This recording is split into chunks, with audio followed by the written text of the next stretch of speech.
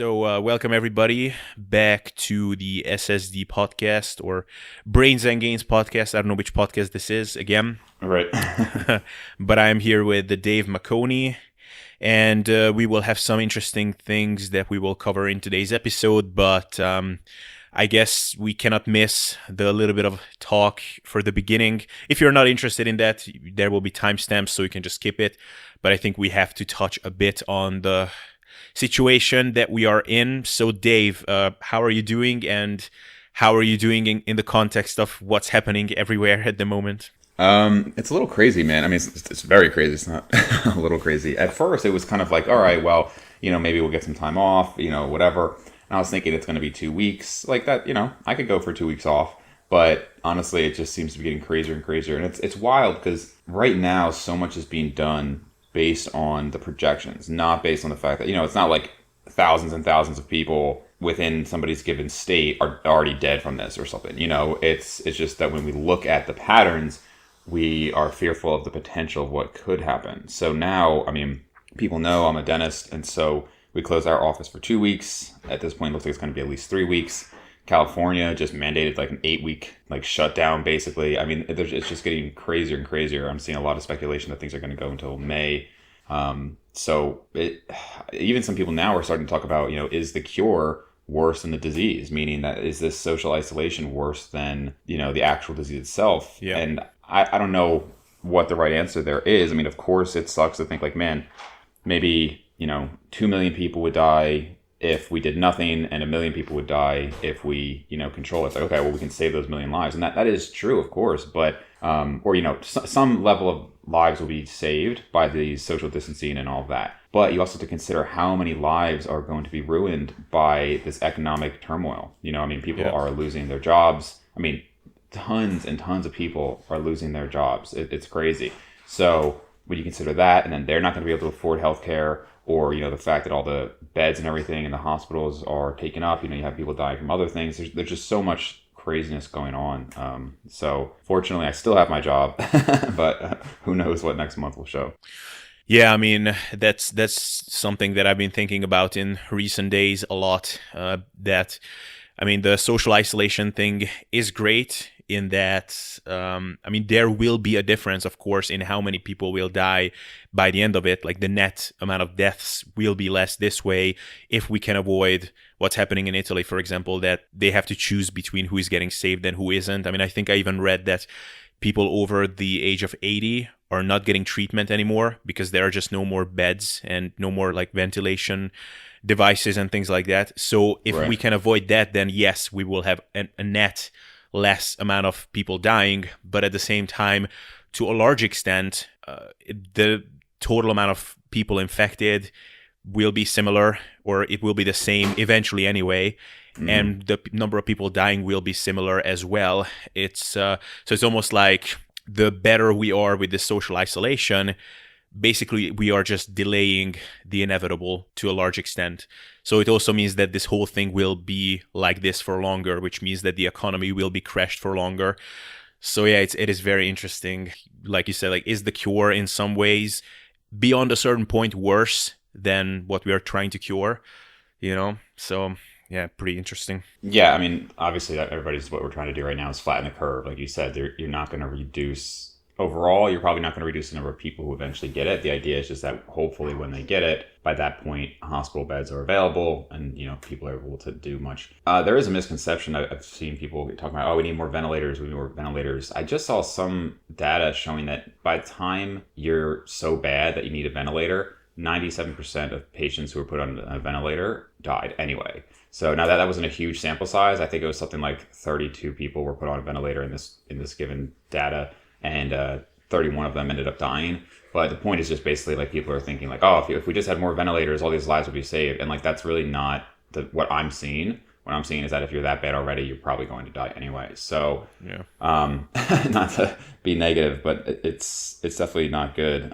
But I'm just seeing so many lives ruined right now by being laid off, and just it is kind of crazy. So I guess we'll see what happens in the coming weeks. Yeah, and the whole thing with this is it would be really easy to get behind this social isolation thing, or not to get behind it, but to feel optimistic about it, that, okay, let's do everything that we can. Let's stay home and let's minimize the chances of anybody getting infected. That would be really awesome if we knew that the cure or the vaccine will be around in like a month or something. It's like, okay, sure, I won't even leave the bedroom. Like I won't even walk around in the house too much, because who knows, I could run into something. But if the vaccine will come in like 18 months, I mean, are we going to stay in the house for 18 months, or, so it's just a scary kind of outlook when you think about how the next, unforeseeable amount of time could look like. Right. Yeah. It is wild. Yeah. So how are you holding up thus far? How were you, I don't know, how are you spending your days, or how has this impacted you personally so far? Right now, I'm just kind of hanging out. I did kind of like a BS home workout on Tuesday. And it's crazy, actually. So I know a lot of people are like, oh my God, I'm so bored. It's honestly, it is really interesting to see people's patterns when stuff like this happens. So like probably half the women I know have been like, oh my God, like you got to stock up on alcohol. The alcohol stores are closing, which is just like totally different than the world I live in, as far as like, I just don't really drink much. So that's just like a foreign concept of like, I got to stock up right now. People are talking about how they're going to be so bored. They don't have enough Netflix to watch. And I'm just like, I guess it's just not how I tend to live my life. But like, man, I have so much that I could be doing right now. Like, I really think even if we had like a full 2-3 weeks off, like I'd still be doing stuff. Like I have all this stuff for the podcast. I have projects going on. I have the charity stuff. I have, I'm trying to sell a car. I mean, there's just so many things. And that's just like the kind of like productive things. And then there's like the fun things like I would want to do, like reading books or, video games or whatever. So I am very far from bored. And honestly, I've been staying up even later and still waking up around the same time, except for today, which is why I was a little late. but for the most part, I mean, I'm just still going, full bore with other things that are not necessarily directly like my job. Like what, for example? Give me some examples. Maybe you can inspire me a bit. Yeah, well, I mean, for one, the podcast. So I've already recorded. So if people are consistently on my channel, it's been mostly podcasts. I haven't put out too many of my own individual videos yet, or just lately, because honestly I've just been very busy. And so I already recorded 2 videos. I'll probably do another 1 or 2 solo videos later. So just putting more into my channel. I'd like to start looking, and that's like something I'd like to do more of. I just haven't had a ton of time. I'm actually trying to sell this car, which unfortunately, terrible timing, because of course now nobody wants to be buying a car. Nobody wants to be spending any money right now. So I probably missed a good window to get rid of this extra car I have. Stuff around for my office. Right now there is a whole thing on like, how are we trying to mitigate our losses here? If patients aren't coming in, money doesn't come from nowhere. So, it's going to be a potential big issue there. And then honestly I probably spend a couple hours per day reading updates and everything on the coronavirus and where things are going there. So it's definitely been keeping me busy. And my main issue right now, not really a huge issue, but I need to figure out, home workouts. I know you had a really great home workout that you put out there, but I'm missing my Cybex machines and my pullover machines. So I know I've got a pleb workout going on here where I just have some like 10-pound plates. I'm literally loading my like neck harness, and I just loaded it with like 30 pounds, and I'm at 40 pounds. I'm doing curls with that. I'm doing like overhead extensions. And my arms are actually pretty damn sore the next day. Loaded push-ups were pretty much to failure, but there's only so much that I can really do here. So I might head home and try to do like a home workout there. Yeah. Yeah, it is interesting. The whole home workout thing is...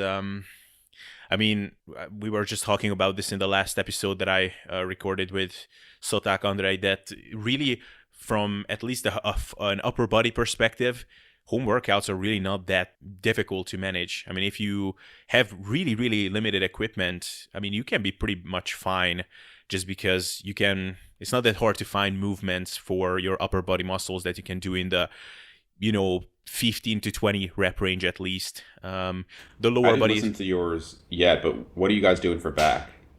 So for back, I mean, so you can do basically pull-up variations and chin-up variations if you have somewhere to hang from. And then if you want to do some horizontal pulling stuff, then, essentially, if you have some dumbbells that are at least somewhat heavy, at least like 20 kilos or something, then you can do stuff with that. But even if you're just like loading a backpack or a luggage full of heavy stuff, which is will be a bit bulky and a bit annoying, but you can do some like rowing type movements with that. So Yeah, that's my only issue I've had is for back because for chest, yeah, weighted push-ups actually. I mean, they were hard. Like just loading up after the because I did it at the end of my workout, so I figured let me fatigue the arms first. So curls, I could easily go to failure. Overhead extension, I could go to failure. Shoulder press was a little tricky. My left shoulder was like shaking trying to do it, but it was okay. And push-ups, I could go to failure too. I don't have like a bar here really to do pull-up variations. So that's been my issue is just trying to find a good way to like stimulate my back. So as of right now, I haven't really. I tried to load up the neck harness with. I have like 80 pounds and 10-pound weights, but there's just not like a good area. It kind of hangs too low, so it kept hitting the floor. But honestly, yeah, if I could find a place to do pull-ups, I'd be good. yeah. I mean, the thing is, so I don't have that either in the house. I bought one of those simple pull-up bars that, like, what's it called? Iron Gym Total Upper Body Workout Bar. I'm just looking at the box. So that's actually really smart because you can clip it onto your door frame. You don't have to use screws and you need to use anything. But the thing is that I didn't look at before is that the walls in this apartment are too thick. So it actually doesn't go up because the door frames are like, it just doesn't fit.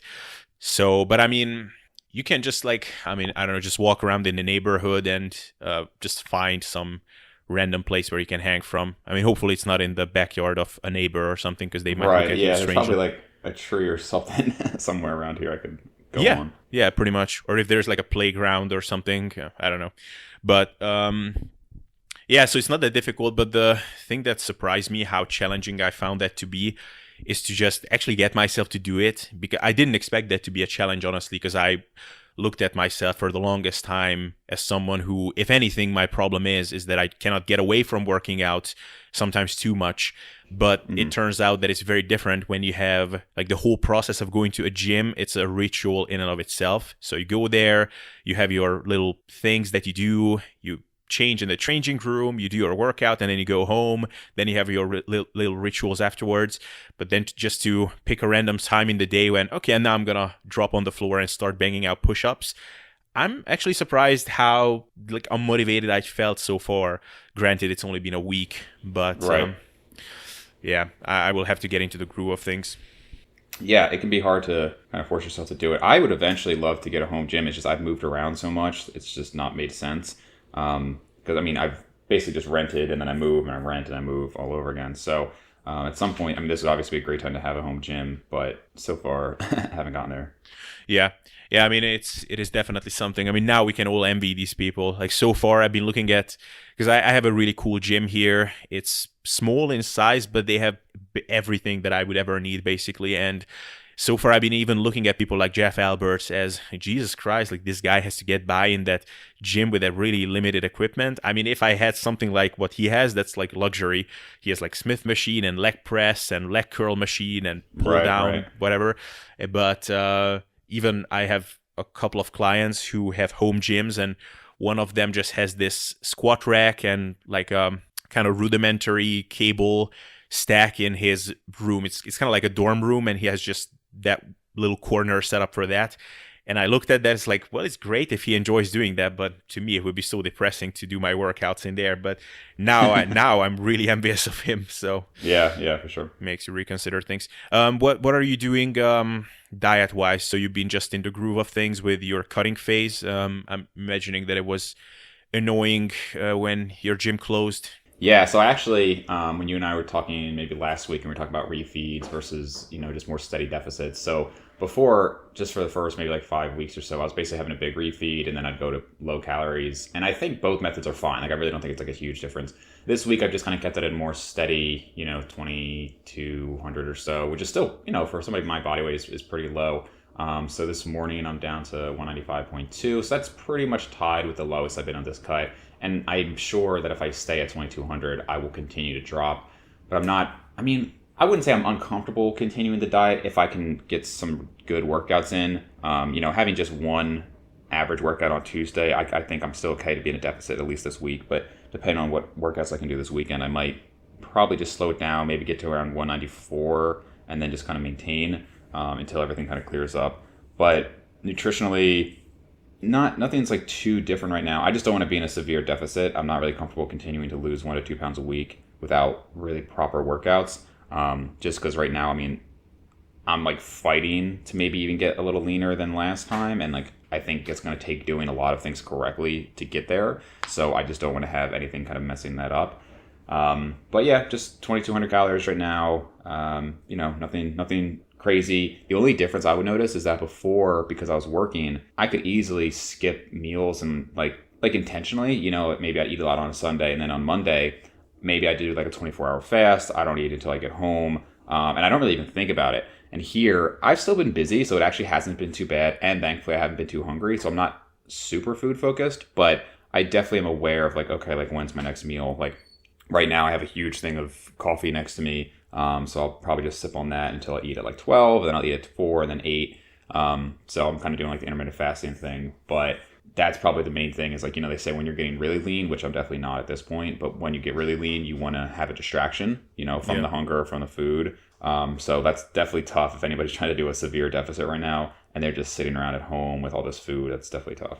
Yeah, that's definitely a big challenge. And I don't know, slowly, I guess this is a slow transition towards our actual topic, but just lately, especially because now in Macedonia, it's really strange. We basically have 2 seasons. We have like really shit winter, which is not shit in that it's super cold. It's just like no sunshine, super polluted air, really depressing, a lot of rain. And then all of a sudden it's just like summer, but so uncomfortably warm that you don't even want to leave the house. So we have these 2 seasons, and slowly this latter one is approaching.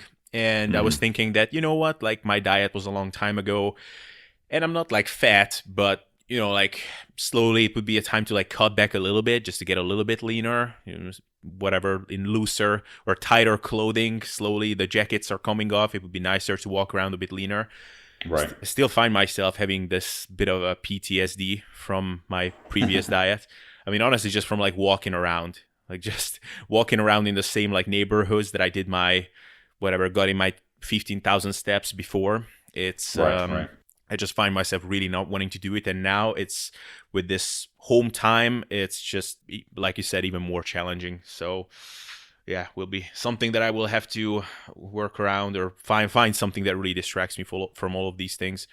How quickly did you go up in weight when you did because originally you cut down to about, I think, 167 pounds or so. Yeah. And now I think you're sitting, mid 180s? Yeah, exactly. So I actually don't know what I'm weighing right now because I didn't weigh in like 2 weeks. But yeah, I mean, at first my weight jumped up by like maybe 2-3 kilos in the first month, maybe even 4. So I made a big jump initially. For a while, I was trying to do it really, really slowly, but I just couldn't take how shit I felt, not just hunger-wise, but the whole thing. So I made a larger jump initially, and after that I went up maybe like a kilo a month. So it was a pretty reasonable rate of weight gain. Gotcha. Yeah, and I guess it has been a while then. Was that over the summer? The cut? Yeah, when was that? So that wasn't that long ago. Yeah, I mean, I basically started dieting in right at the beginning of August, basically. Okay. But I was kind of like leaner before that as well. I think even you asked me in some Instagram comment how much I was weighing there because I was in pretty decent shape. And then I went on that diet, and it was maybe 12 weeks in total. Fairly aggressive, actually. So, but anyway, there was something else I wanted to mention, but I forgot about it. Oh yeah, I had a question. What foods are you eating on this cut? Just what are your like go-to foods for satiety, or what is kind of the bulk of your diet, and then what are kind of the higher calorie options, if there are any, that you're trying to fit into your day-to-day diet, even on these lower calorie days? Yeah, it's funny. I wouldn't even say that when I'm like bulking, that's when I'm like less food focused, right? So if I wanted to, I could like fit in all these different things, but I just don't care as much. And then when I start cutting, all of a sudden the food focus comes, and now I'm thinking, oh man, this would be great, this would be great, this would be great. But that's like when I can't have it, ironically. So right now it's pretty basic just to keep me full. And I really haven't been dealing with that much hunger. So that's been nice. I'm kind of surprised because I'm down 10 pounds roughly, maybe 9. And normally, like right away, hunger goes up quite a lot and libido goes down a lot. And neither of those have really happened so far. Hunger has been fine, and libido has still been high. So I'm not sure what was different this year, but so far everything seems good.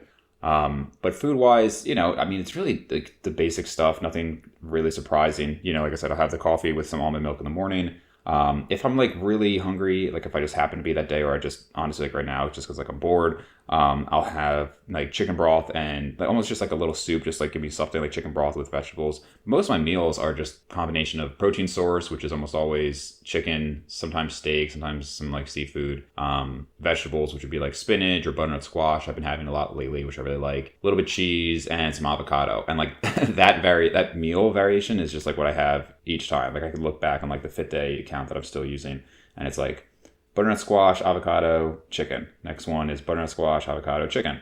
Next one is spinach, shrimp, avocado. Like that with some cheese, and like I'm pretty good. So you're eating mainly savory stuff. You're not eating a lot of fruits and things like that. The only fruit I've been having is at the very end of the day. I'll have like it's almost like a banana ice cream where it's just frozen bananas and that's blended up, and I'll have that made with like a little peanut butter. And that's actually pretty good. It's not, obviously it's not as good as ice cream, but it's kind of like a banana froyo. I've been doing that for a couple of years now, actually, and just put it in a food processor. And then like I like to kind of end the night with sweet, but other than that, not really. Okay, nice. So cool. So that was a cool transition since you mentioned that you were not as hungry now during your diet. But I Right. heard you mention that earlier you were struggling with hunger quite a bit more. So yeah, I want us to talk about that a little bit, just how our experiences were before and how is it now with regards to hunger and how it might be for other people. So I know that you had a bit of an interesting story where you were diagnosed with low thyroid and then you went on thyroid medication. So can you go into a bit of a story time and just tell me and tell us about all of that stuff, because it would be interesting. Sure. So let me see, I was probably 22 and I had had my thyroid tested. And I mean, it was on the low end for sure, like below normal, but like not that much below normal. So it was one of those things where it's like I went to the doctor, and at the time I'm thinking like, hey, anything I can do to be more optimized would be great. So I'm saying like, hey, this isn't that great. And I mean, I've always kind of just had like some fatigue and whatnot. So I figured like maybe this is part of it. So they had put me on thyroid hormone. And that was, I think, definitely a regrettable decision, because it just, my like heart rate got pretty high. The dose was too high. And I think just initially like, I don't know. I don't think it was done medically how it should have been done. So at this point, I absolutely could eat more calories and maintain weight. But the thing is, like, unless you're on high doses of anabolics, it's not like having high thyroid hormone is great for you. Like as far as like even like muscle retention, I could lose like 3 pounds in a week eating 2,500 calories, but that wasn't good weight. Like, I mean, my strength just was horrible. I mean, I went from 225 for 7 on incline bench to 225 for 2 in like 2 weeks. I mean, it was not good.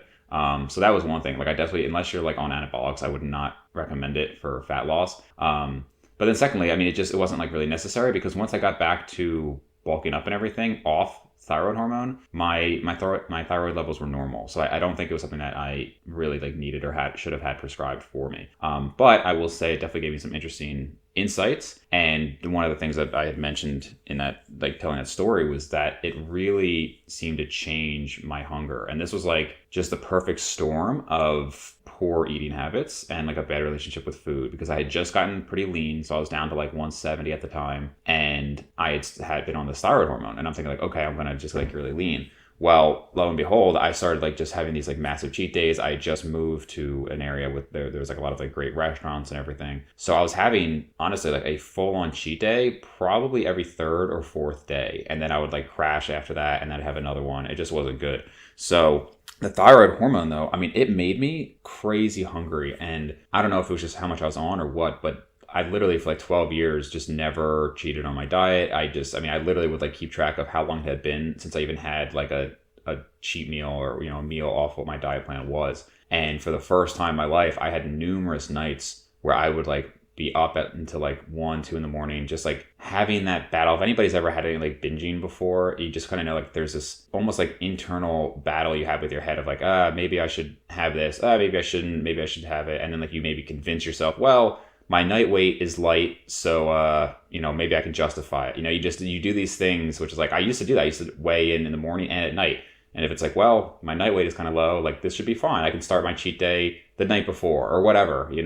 And I would have like Rice Krispie treats and cereals or whatever. So it was definitely not a good time as far as like my relationship with food. And thankfully I have nothing like that or even close to that now. But it gave me an appreciation for the people who really struggle with like hunger. Because, as you and I were talking about, I think it was on the podcast with Steve, but people, or no, maybe it was in our Instagram, but people will oftentimes just say like, oh man, this person, why don't they just stop eating? Or why don't they just do this? And it's like, man, like just imagine the hungriest you've ever been. And imagine if like you just finished a meal and you still felt like that. Like people want to think that they have all this willpower, including me, I do think I have good willpower when it comes to diet, but part of that is also just, there's a certain level that you can tolerate. Nobody could really stay contest lean year round, regardless of willpower. You feel like crap, it just beats you down. And just imagine, now again, I'm not saying everybody who's fat has this issue. Some people who are fat are actually just lazy and not committed. Some people who are fat are dealing with depression and food is kind of their only source of happiness. There's a lot of reasons, but for some people, they do have this insatiable hunger. And that's got to be very tough. I mean, if they're just one of those genetic outliers, that sucks. And, there's only so much you can put up with it before you just have to eat again. Yeah. Damn. So that's a lot of cool topics, and I want to get into all of these. But first of all, just to reflect on your case specifically, those times when you just felt like you were hungry all the time and you woke up in the middle of the night that you had to eat. I mean, were those before the thyroid medication, or they just started when you were on? That was when I was on it. And I'm not going to act like I never dealt with hunger, before the thyroid. Certainly, like, well before anything with the thyroid hormone, I had times where I would go ahead and I would have these big cheat days. I mean, that started years before that. And I definitely had obsessions with food and all that. So it definitely wasn't just because of the thyroid. I was just saying that it did seem to increase my hunger. And it also kind of gave me this out where I just figured like, oh, well, if I have this cheat day, it's fine because I'm taking thyroid hormones. So like, it'll just make up for it anyway. It was just, and you can kind of see that with people who really get into like, PEDs and things like that, where they just think like, I literally know people who have stopped training and they continue taking anabolics either because of a surgery or because they just that's just what they take year round. I know one guy who literally takes testosterone and tren year round and he doesn't work out anymore. He like literally doesn't work out and he's still got plenty of muscle and everything. But they kind of use it as like, well, it'll make up for it. And honestly, it probably will, but like that doesn't mean that you should develop those patterns. Yeah. That's pretty wild that someone would actually do that. Okay, so yeah, what you just mentioned at the end of that, it is pretty crazy because, like you said, there's a lot of reasons why people have an issue losing weight or getting a bit leaner. But one thing that I've been thinking about is exactly what you just said. That, I mean, we all take our individual experiences as kind of the baseline. So I know how hungry I am at different body fat percentages. So I know how I felt when I was 7% body fat.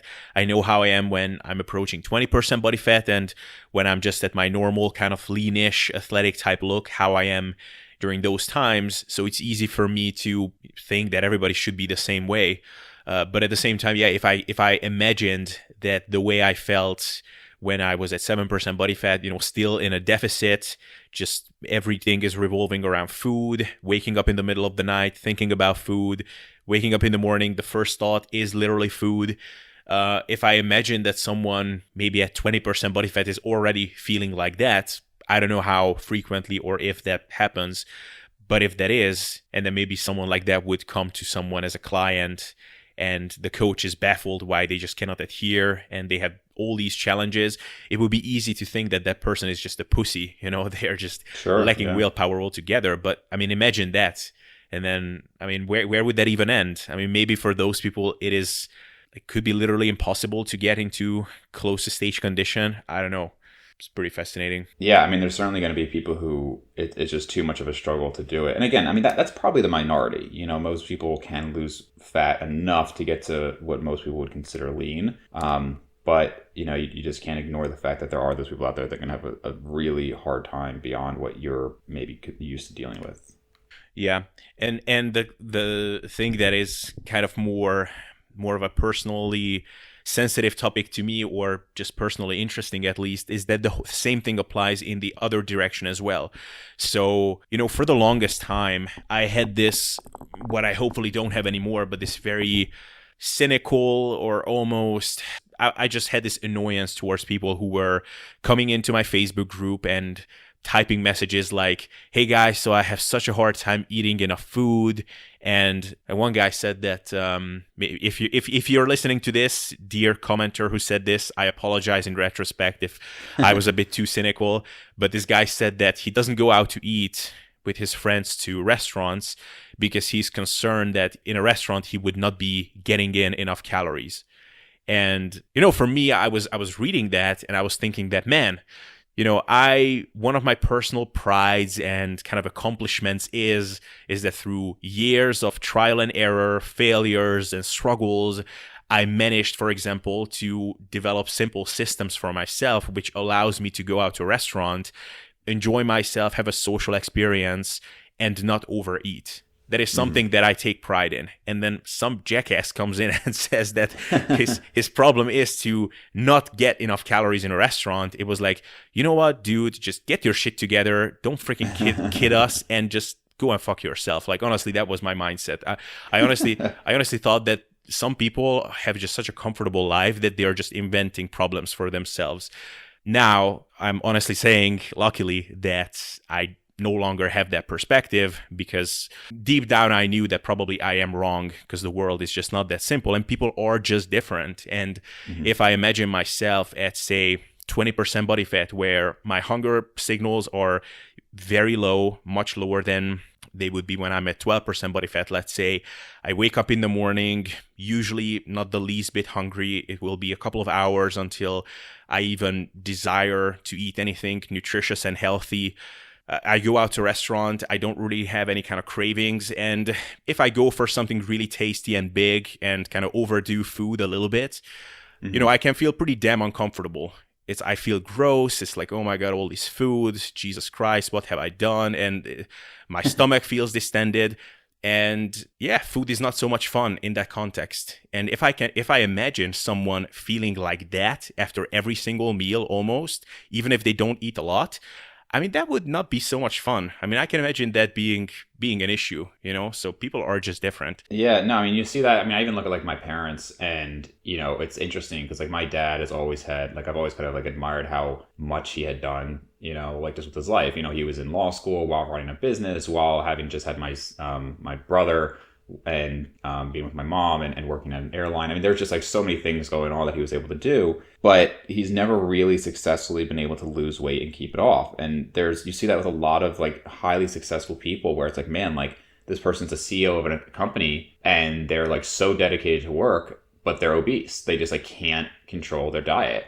And part of that could be willpower in different areas, but part of it is just what is their natural predisposition. So I look at my mom, and she's just always naturally been thin. She's pretty much the same weight she was in high school. And the thing is, she just doesn't have an appetite. Like she genuinely doesn't find these like really palatable foods as good. You know, I mean, she'll eat some junk food, but I'm just saying, for her, she'll have like half a salad and like she's good. Her breakfast, she'll get up, she'll have like 2 hard-boiled eggs and she's good. So is it really that like she has more willpower than my dad? No, it's just that her hunger, it just isn't there. And so, you know, people want to say like, oh, like, you know, it's not just about genetics. It's obviously not just about genetics, but there is something to be said for this kind of body weight and body fat set point, where maybe it's not a specific point, but you're always going to have factors kind of pushing you towards where your body naturally wants to be. And that's just that's just kind of how it is. And you can really see that. I mean, yes, we have the select few of us who are just so obsessive that we really have to, I don't know, like we track our calories all the time and it's just become part of our lifestyle. But most people aren't like that. And there's a reason it becomes so hard to hit a goal weight or a goal, like, you know, body and stay with it. Yeah. And what's really interesting about all of this is someone could come back at this and say, okay, you know what? Maybe there are people who have a naturally bigger appetite and smaller appetite. Some people's metabolisms adapt faster. Some people will get stronger hunger signals faster.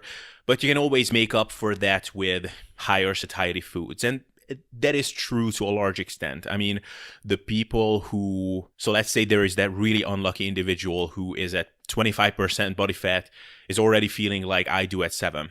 So maybe that is the case.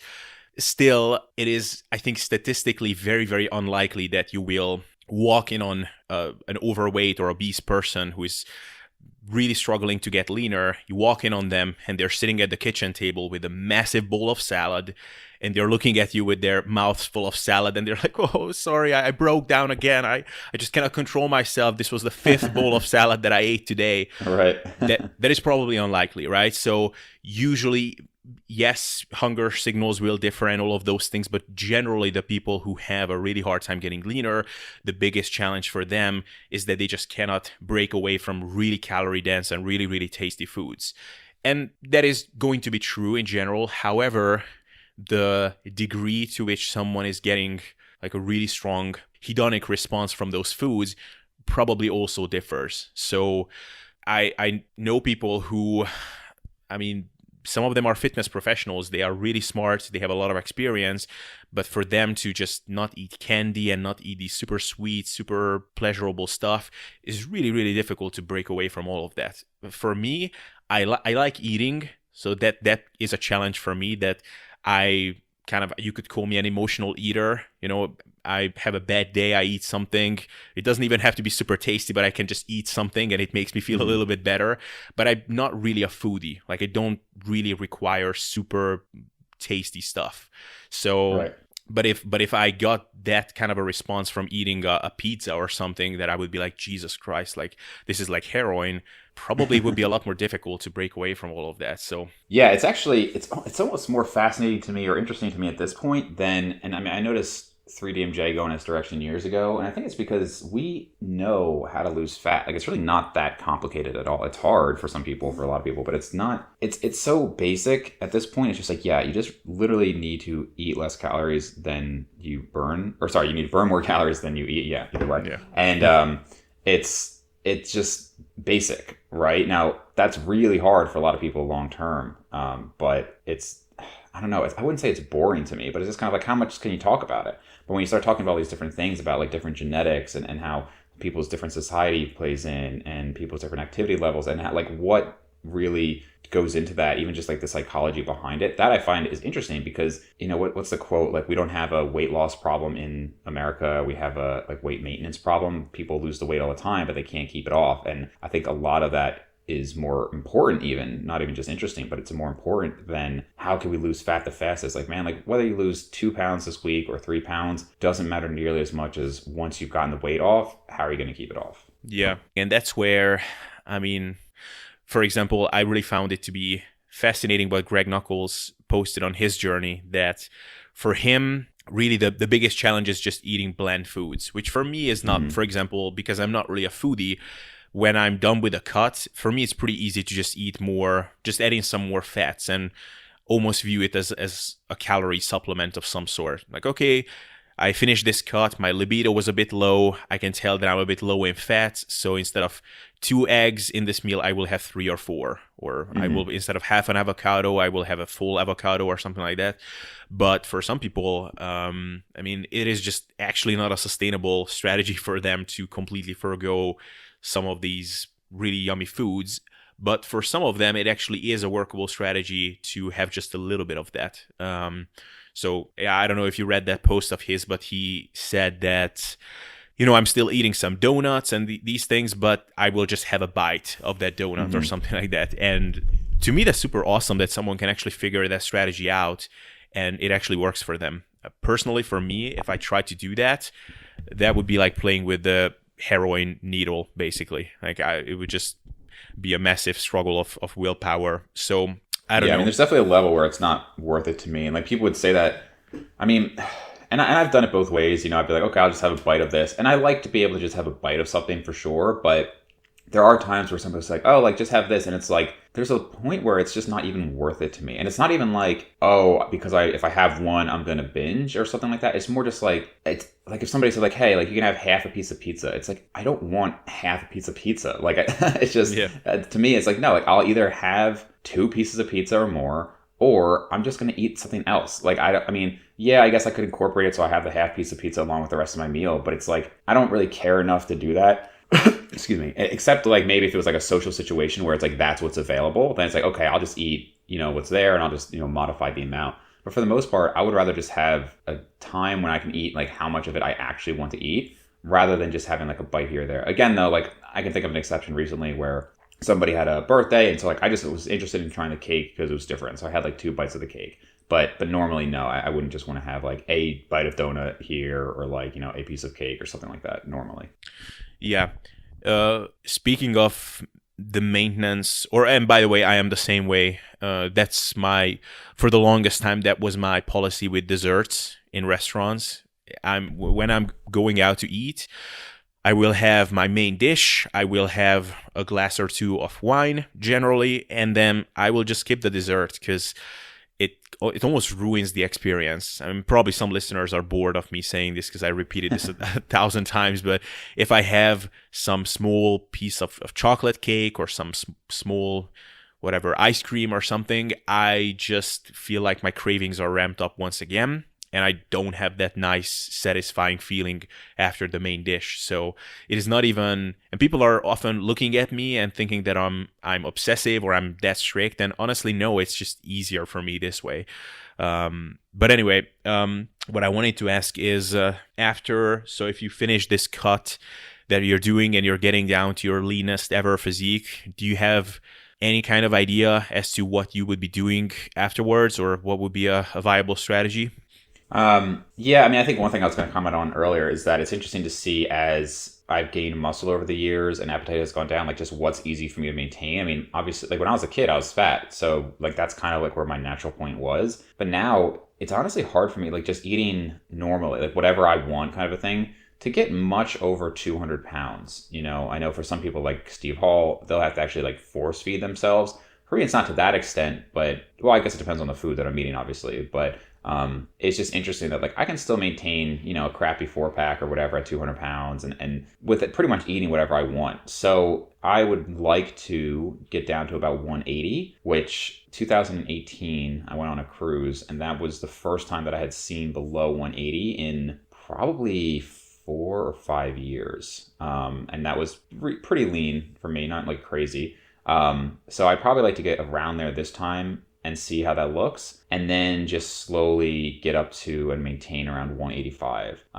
Usually whatever I finish at, I'd like to at least have some room to go up a little bit, even just from like food bulk and increased carbs and all of that. But I'd like to hover around 185 unless and I doubt this would happen. But if I was like surprisingly hungry at 185 or, there were issues there, I wouldn't maintain that. But honestly, it's only 10 pounds away at this point. So I think my 185 will be lean, nothing crazy, obviously not even remotely contest lean. I'll probably just be getting into like beach lean territory and just kind of maintain that. Yeah. I mean, that will. That is, I think, ultimately the goal for everybody. I mean, my goal was, after I've gotten that super lean, my goal was also to try to maintain kind of a new leanness PR as kind of a permanent state. So I figured out what my kind of sweet spot is beforehand, but I was curious if I can sort of change that set point a little bit. But as we talked about this with Eric Helms and some other people as well, probably to find what that spot is for yourself, the best way to do that is not to hit an ultimate like shreddedness PR. I'm not saying that you shouldn't do that, and you're probably not planning on getting like super diced. But for me, at least, that level of leanness that I achieved, and not even that, but probably the way in which I did that, the fact that I still have that bit of a PTSD kind of thing afterwards speaks of that I was just really not in a good spot afterwards to maintain a lower body fat percentage than I have before. But yeah, probably, especially if the gyms open up again and I can train properly and I will feel empowered to do a proper cut, then I will get a little bit leaner again, and then I will see if I can maintain something like that. Yeah, kind of one thing that I wanted to touch on, which is not strictly related to our topic, but is somewhat, is you mentioned a couple of times that you did these huge cheat meals and cheat days in the past. How do you feel that has impacted your kind of relationship with food? And is that something that you do sometimes still these days? Or in general, what kind of effect do you feel that those had on you? So I would say, in terms of like you're saying, my past cheat days, how has that affected me now? Then and now, if it still affects you in any way now. I would say I still occasionally do that, but it's not. It's much more controlled. Like before, and again, I haven't really cut down in like 2 years, so I'm sure the leaner I get, the more I'll feel that draw. I mean, even as I mentioned to you on Instagram, it's like as I start cutting, I'll start to notice like, oh, this food and that food, but the cravings really haven't been bad. And I think that is one of the issues with going too low in calories. But like before, it could literally be like, okay, I'm planning to have like this massive cheat day, and it would be 10,000 calories. And I would think about the foods I was going to eat, and I would like maybe save foods from the week to eat on that day. I mean, it would be ridiculous. At this point, it's usually maybe just more like a meal. Like maybe I'll eat some throughout the day, and I'll just kind of lighten up. Like I'm trying to think of what I did on like a week ago. A week ago, I had 4,700 calories roughly. So that was like, okay, I got up, I went to the gym. It was the last workout actually before they all closed down. And I had like, just like some fast food actually. I just ate like probably like 2,000 calories of fast food. And then I just kind of hung out for the day. And then at night I had some pasta and some cereal. And like for the whole day, like I said, it was 4,700 calories, which, 4,700 calories within 2 meals. I mean, those are big meals and plenty of junk, but it wasn't like, man, I'm eating so much that I'm like feeling uncomfortable, or that mindset of like, wow, this is my chance. I think one of the issues with cheat days is that you have this mentality of like, this is my chance to get the food in. And even if like I could just eat the same food tomorrow, like let's say you're going to eat, by force feeding yourself, you were going to have 8,000 calories. Well, logically, you could just have 6,000, not force feed yourself, and have 2,000 the next day, like in theory. But something about that day, which I'm not saying I would recommend, but like that day, people are just like, well, I got to get it all in now. I know if you know Shelby Starnes, he was an enhanced coach, powerlifter, bodybuilder. And he would give people like an hour, and he would literally just say, whatever you want to eat for an hour. And which is like kind of a bizarre thing to do. Yeah. And again, it's just strange, because his whole thing, I guess, was like, you can only get so many calories in an hour. But people would literally like set their clocks and just like pound food and rush. And it's like, man, like just how unenjoyable that idea even sounds, that you're just going to like force feed all this food as much as you can in an hour, like an eating contest or something. So I definitely don't do anything like that. And again, thankfully, my hunger isn't at the point where like I would even enjoy that. So it still has some effect. I'll still eventually, I'll occasionally feel like creeping back in a little bit, but thankfully nothing like it was before. Yeah, this whole cheat day, cheat meal phenomenon is another one that I just find to be so just intellectually interesting. Like the funny things that it does to human psychology. So I don't know what it is, but there is just this one moment that is kind of stuck in my mind when I was in New Zealand, and every Saturday was this big cheat day, basically. I was following John Kiefer's carb backloading and carb night kind of protocols, and carb night was this way of eating where you ate really low carb, lower calorie 6 days of the week, and then one day of the week in the afternoon only, because some funky things were supposed to happen with your insulin sensitivity during the day. So after, say, 3 p.m. or something, you could start eating as much junk and sugary stuff as you wanted. And I did this a couple of times until I just figured out that this just doesn't work. But I ate myself sick, and sometimes it would be 11 p.m. or something, an hour or two until bed, and almost anxiously just trying to stuff things into myself because, wow, this is the day, so I cannot leave any stone unturned. Because, I mean, granted, I didn't quite believe, quote unquote, in the calories in, calories out model as much as I do now, or as much as I should have. So I didn't quite understand that by force feeding those extra couple of bites of ice cream and Nutella and this and that, I'm just literally creating extra needless damage. But it is really fascinating what kind of reasonable person would do this. And I just remember telling one time to my flatmate what I did the previous day and how crazy it was and whatever. And he said, well, you went through the bliss point. I was like, what was the bliss point? And it's like, well, basically that point where things are no longer pleasurable. So you do something really nice, it reaches its peak, and if you keep going after that, it just becomes incrementally less pleasurable, and eventually it just becomes a burden. And I don't know what's happening in psychology or in the human mind when you reach that point where you no longer actually enjoying that meal, but I think there is actually something about going past that point and almost hoping that you will hate this food so much after this that it will be easier to eat healthy Right. after that. I don't know how that works, but it is just so fascinating. Yeah, I think, and that's part of why I would do those fast days afterwards, is just because, and it's not like it was before where I'm like, oh my god, like I just don't want to eat anything, but it's more like I just get to the point that I'm pretty full, and I'm like, yeah, like I'm ready to get back to dieting, and that I don't think is a bad thing. Like I said, if you do it to an extreme extent, yes. But if it's like, for me, I mean, 4,700 calories is high, but that's really only, let's say that's 1,700 calories over maintenance, and then how much of that goes towards thermic effect of food and increased need and yada yada. But usually I'll be heavier for a couple of days afterwards, and then I'll get like a big drop. Like if I look at my weights for the last week, for instance, when I had done that, so that was on Sunday. So after that, I went from 195.8 to 201.4. So, you're talking a significant amount of weight gain there, about 5.5 pounds. But then next day, 199, then all of a sudden, big drop to 195.8, 197, now today, 195.2.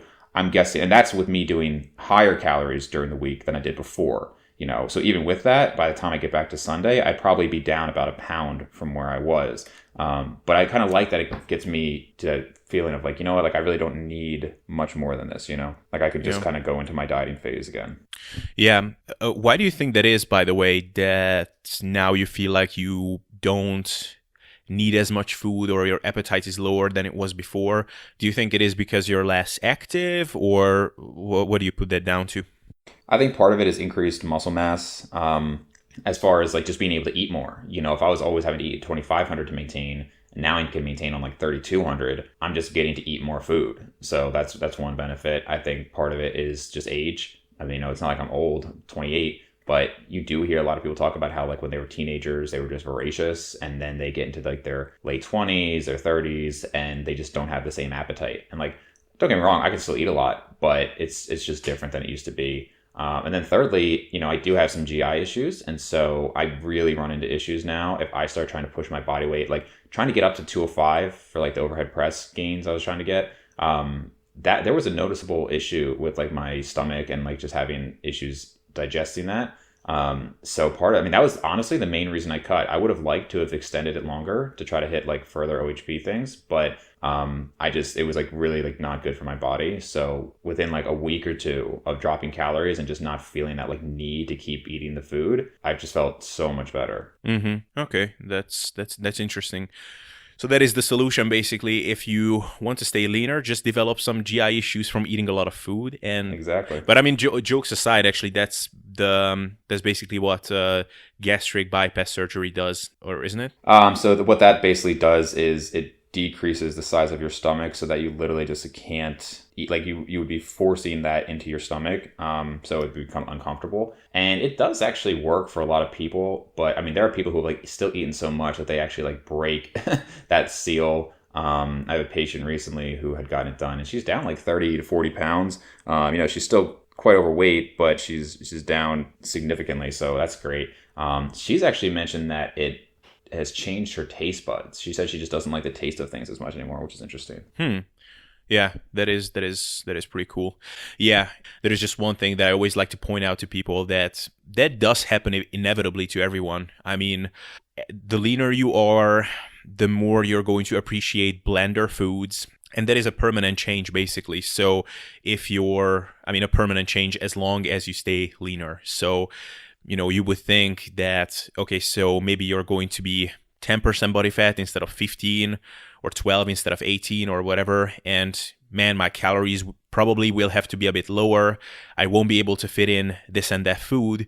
But the silver lining there is that probably you also won't crave those foods as much as you did before, because lower body fat generally means that you like blender foods better. So that is just something to keep in mind for people. That's why I always say that the initial stages of the diet, so for example, where Greg Knuckles is now, I mean, he's not at the initial stages of the diet because he already lost like 20 or 30 pounds or something like that. But oftentimes, when you're higher in body fat, you're not really struggling with hunger. You still have really well functioning satiety signals. The biggest problem is that you're just so cravey because you're just missing eating those really tasty foods. And that kind of ties into the whole cheat day topic is, and I'm not talking about eating, 35 or 4,000 calories instead of 2,000. I'm talking about really going into these all out, like 10,000 calorie madness type things.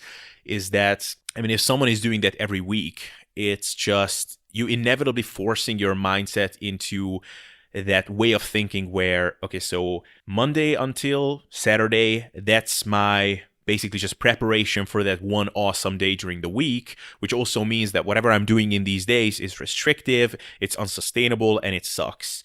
And then when I have that all out blowout type thing, then that's something to really cherish. And if that is your general mindset and that is how you're approaching your general day-to-day nutrition, you will never be able to sustain that in the long term. So that's always kind of my pitch against cheat days and just getting into that mindset. For a lot of people, even calling them cheat days already kind of plays tricks on their minds. But Sure. I am intrigued by the approach that you're taking, because it sounds like you're auto-regulating these refeeds, and it is actually something that keeps you going. And it even sounds like there is some weird math magic that goes on with thermodynamics in that, not all of the calories are stored, so you're not regressing with them as much as someone would think if you're just going off of that calories in, calories out throughout the week type model.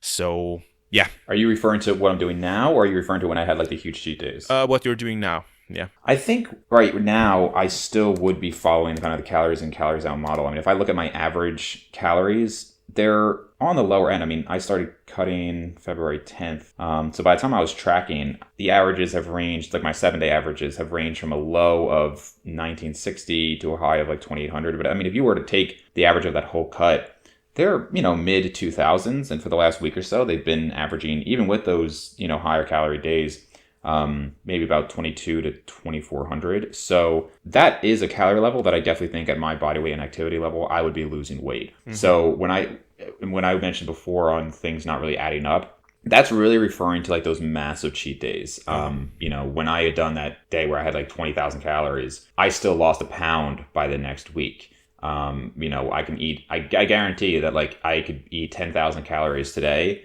and eat maybe like 1,400 the rest of the week, and I would lose weight. So I'm trying to think, let me just do some quick math there. So for my weekly average there, that would end up being like, basically it would end up being way over what you would think I could lose weight on. But something happens with that where it just doesn't seem to add up. I think that would probably put me at like closer to 2,700, where I probably wouldn't lose much weight. But I'm not trying to say people like, oh yeah, if you just binge, the calories won't add up. Like your body is definitely very efficient at storing calories.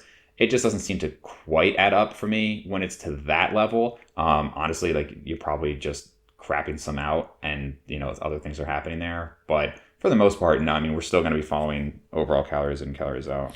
Yeah. I have this one memory where it was the meetup with Menno Henselmans's PT course that was in 2016. And we went to Amsterdam, and there was this guy that took the course together with me. We were hanging out throughout the whole time, and we went to a sushi restaurant with the whole group. And by the end of the night, we probably ended up eating well over 10,000 calories. And I mean, it was GI explosion by the end of the day. So all kinds of horrible things were coming out on all ends, basically. But I mean, honestly, the next day, I did feel like I basically didn't put on anything. Now, of course, you cannot really tell by the next morning, right? Because some of these things take time until you deposit fat stores, probably. But probably I did in fact not absorb all of that and store it as body fat. Probably a lot of things, a lot of the oils and stuff just passed right through. But it was funny because I wrote on Facebook to this guy and saying, man, maybe I'm just fooling myself, but I don't think I gained any body fat. And then he wrote back to me, yeah, me neither. And then I got to think that, man, so maybe it is possible that I didn't gain any body fat from 15,000 calories, but the two of us didn't gain any body fat from that. That's a little bit suspicious. So right. maybe I'm just fooling myself here. But yeah, did I tell this story to you before? I have a deja vu feeling. That one? No, I haven't heard that one. Okay, good. Because yeah. Anyway, cool. So I think we covered a lot of cool stuff here. Do you think there is any point that we definitely should have addressed and we didn't? No, I think we pretty much covered it.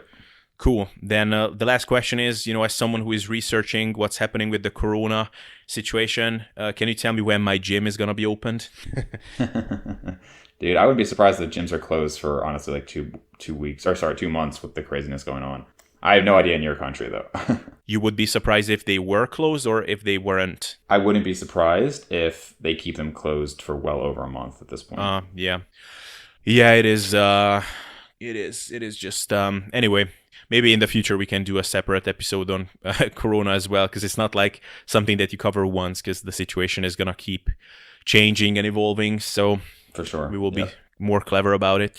Anyway, man, it was a really cool episode. So just let people know where they can find you and all of that good jazz. Yeah, so on YouTube, I am Brains and Gains. That's where the podcast is. If you just search the podcast app, it should come up as like Dr. David McConey, Brains and Gains. And then Instagram is Dave underscore McConey, website, drdavemcconey.com. So basically, if you just search my name, you'll probably find me on different things.